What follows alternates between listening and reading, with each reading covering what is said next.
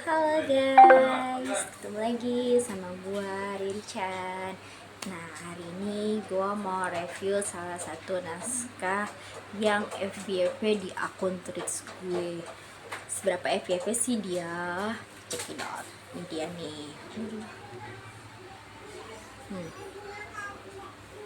Nih guys, tayangannya itu tayangannya itu nembus 945.000 view. Gila gak sih? Dan lo mau tahu itu naskah siapa? Ini dia nih.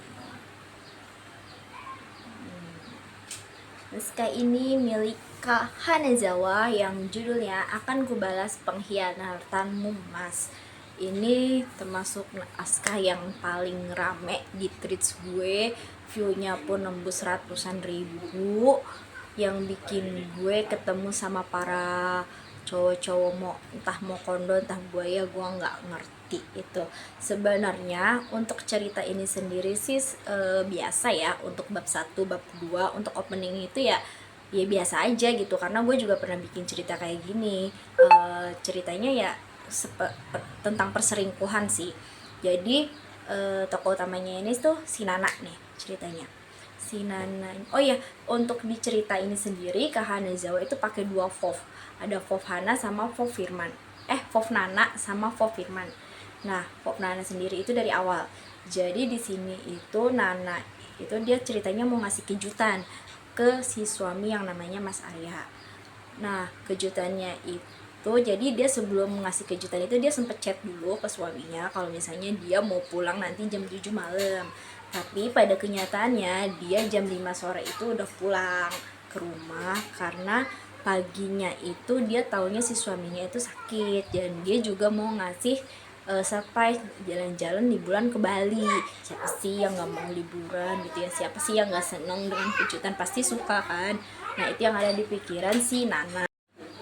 Tapi sayangnya pas dia nyampe rumah, dia menemukan sebuah tas dan sepatu yang entah milik siapa. Hatinya tuh berkecamuk tuh.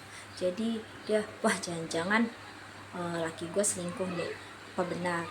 Nah, akhirnya dia coba cari tahu dan ternyata mereka sedang seperti ini. Si suaminya itu sama si pelakor. Dan lo tahu siapa pelakornya? Pelakornya adalah sahabatnya si Nana sendiri, si Joyce namanya. Si Joyce sama Mas Arya ini adalah orang kepercayaannya Nana. Sudah apa? Pokoknya gitu deh. Nah, apa sih yang paling itu kan biasa ya.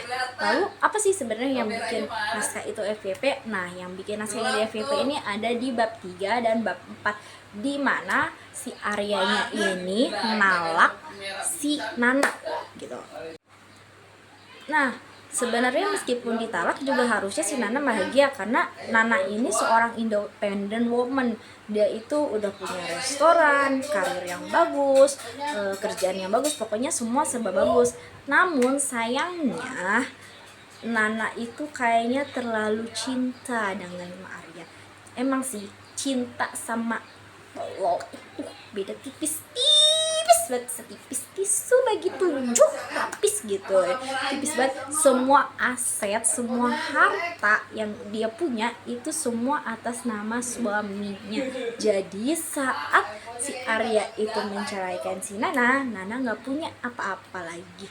Bahkan hak asuh anak pun nantinya akan jatuh kepada si Arya ini kemungkinan. Nah, siapa sih yang gak greget, kesel, sedih, sama gue juga kesel pas bacanya. Bego banget sih Nana, rasanya gue pengen umpet-umpet dia gitu. Nah, di bab 4 ini ceritanya Nana itu akhirnya balik nih ke rumah ortunya gitu. Nah, di sini ketemu sama bokapnya di sidang. Mungkin lu sampai pokoknya dikata-katain juga si Nananya ini. Akhirnya sampai udah ayo ikut gue gitu istilahnya. Bokapnya ini ngajak si Nana ini ke seorang pengacara gitu. Nah, you know siapa pengacaranya itu? Dan ternyata pengacaranya adalah orang di masa lalu Nana, yaitu si Firman. Jadi ceritanya mereka dulu adalah sepasang kekasih, tapi dipisahkan karena si Firman ingin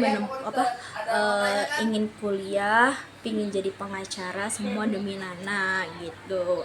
Nah, sementara Nana nggak mau LDR, akhirnya mereka pisah gitu. Setelah 10 tahun akhirnya ketemu.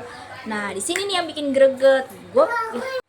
Yang bikin greget karena vibe-nya langsung berubah jadi vibe-nya si Firman. Asli gue kesel banget gitu ya. Habis itu gue baca lagi, jadi gue benar-benar ngikutin alurnya untuk cerita ini. Itu benar-benar sumpah keren banget. Dan di sini juga kan tadi gue bilang gue nemuin laki-laki mau kondo gitu.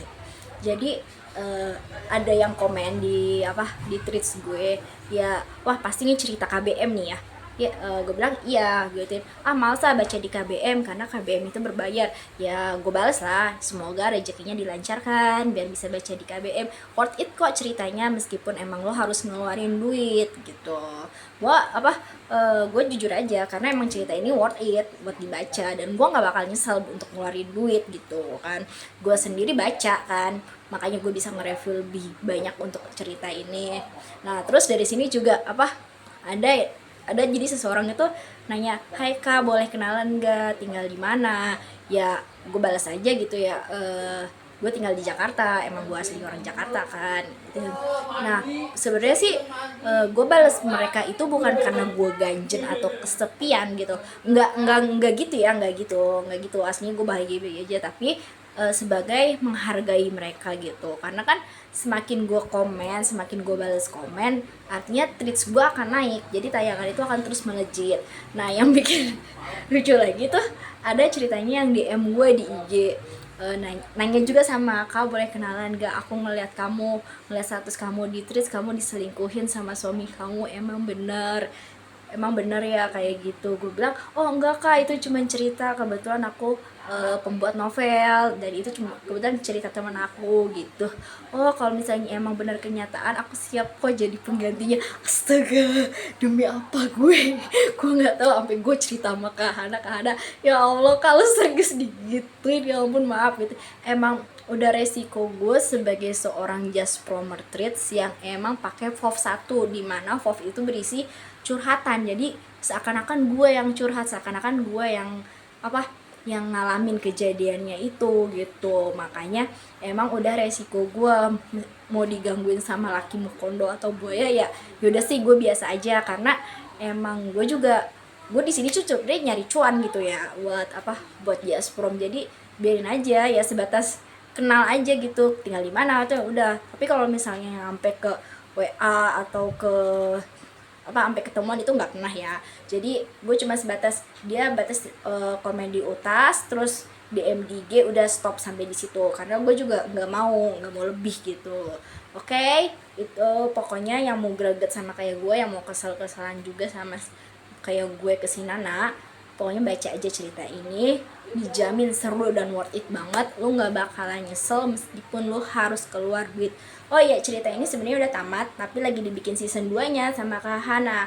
Jadi yang mau baca season 1-nya dulu nggak masalah, karena emang gue juga bacanya season 1 ya. Gitu, oke? Bye-bye, itu aja. Cukup sekian hasil review gue hari ini. Bye-bye, dadah. Jangan lupa like and subscribe ya channel gue, biar gue semangat untuk bikin kontennya. Dadah.